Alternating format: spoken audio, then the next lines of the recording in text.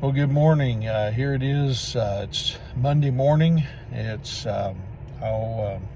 Today is November the 13th, and Angie and I, we are in Oklahoma City for the State Pastors Conference, and also the annual meeting tonight and tomorrow. And anyway, so I'm speaking to you from my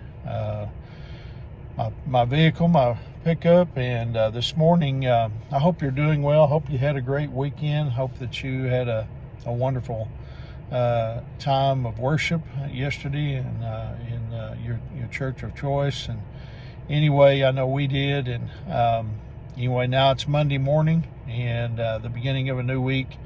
And this morning I want to share a devotional with you entitled Tandem Walking.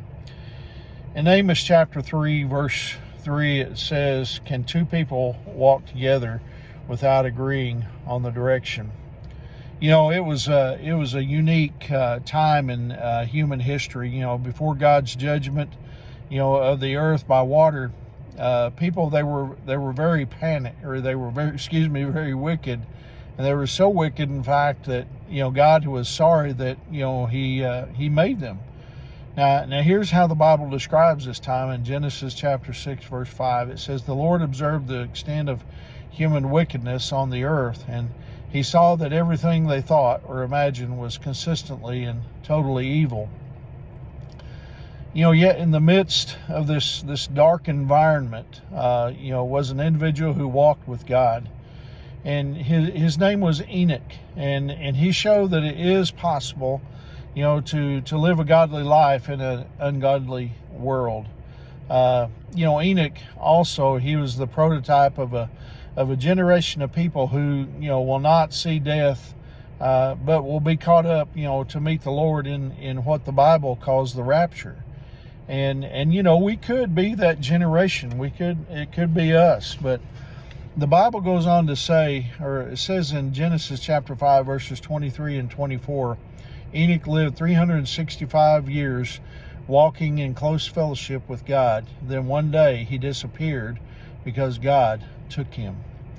When you're walking somewhere, it means that you're making progress.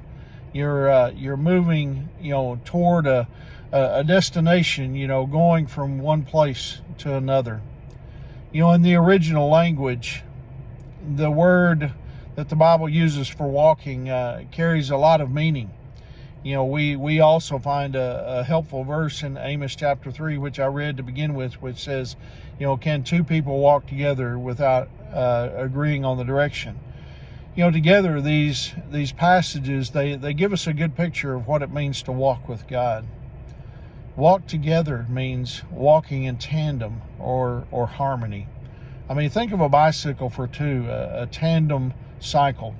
If the rider in front is pedaling, away from the rider in the back is hitting the pedals, that's going to slow things down, obviously. And the same is true of two people in a canoe. They both have to work together, in perfect rhythm. If one person digs in the paddle like a brake, it will hinder, both of them from going, where they want to go. The idea is that, both need to get into harmony. Both need to move together, and that's what makes, or that's what it means to walk with God. As followers of Christ, we need to get into harmony with God. It doesn't mean, that God needs to get into harmony with us.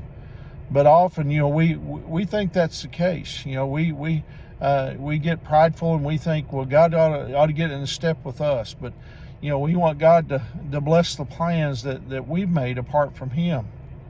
Jesus said the following in John chapter 15, verse 7. "But if you remain in me and my words remain in you, you may ask for anything you want and it will be granted." We tend to like the second half of that verse, about asking for anything we want.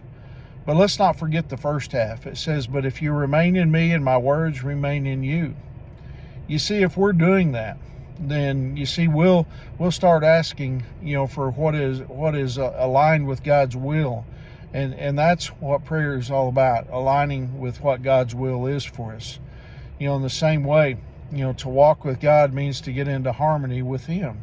And so my question today is, are you walking with God today?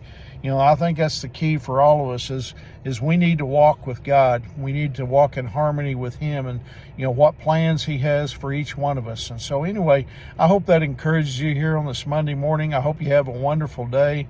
And as always, remember, Angie and I, we love you guys and we're praying for you. And Lord willing, I'll see you tomorrow morning. God bless you.